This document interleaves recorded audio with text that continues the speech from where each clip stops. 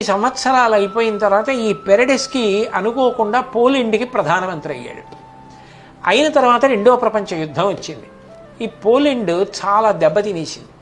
ప్రజలకి తినడానికి ఆహారం కూడా లేదు.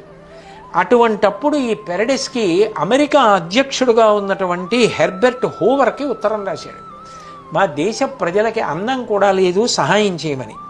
వెంటనే అమెరికా అధ్యక్షుడైనటువంటి హెర్బర్ట్ హూవర్ ఈ పోలెండ్ ప్రధానమంత్రి పెరడెస్కి ఉత్తరానికి ప్రతిస్పందించి 150 టన్నుల బట్టలు పంపించి రోజుకి 2 లక్షల మందికి భోజనం ఏర్పాటు చేశాడు.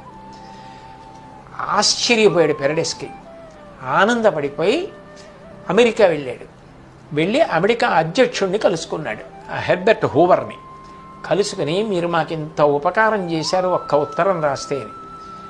ఆ హెర్బర్ట్ హూవర్ అన్నాడు, మీకు జ్ఞాపకం ఉందా, 40 సంవత్సరాల క్రితం మీరు స్టాన్ఫర్డ్ విశ్వవిద్యాలయంలో కొంతమంది పిల్లలు ఫీజు కట్టుకోలేకపోతే వచ్చి కచేరీ చేశారు. అత్యంత ప్రేమతో వాళ్ళు $1600 ఇవ్వగలిగాము, $400 ఇవ్వలేకపోయామని చెక్కిస్తే మీరు చింపేసి, ఈ $1600 కూడా వద్దు, మీరు జీతాలు కట్టేసుకోండి, ఏమైనా మిగిలితే ఇవ్వండి, లేకపోతే వద్దని వెళ్ళిపోయారు. అప్పుడు మీరు మాకు ఇచ్చిన డబ్బులతో చదువుకుని వృద్ధిలోకి వచ్చిన వాళ్ళల్లో నేను ఒకండి. ఇప్పుడు నేను అమెరికా అధ్యక్షుడిని అయ్యాను. మీరు పోలెండ్ ప్రధానిగా వ్రాసిన ఉత్తరం చూసి వెంటనే అందుకే ప్రతిస్పందించాను. ఆనాడు ప్రేమతో మీరు పెట్టిన భిక్ష ఇవాళ నేను అమెరికా అధ్యక్షుడిని అయ్యానన్నాడు. ఆశ్చర్యపోయాడు పెరడెస్కి. ప్రేమ అంత గొప్పది.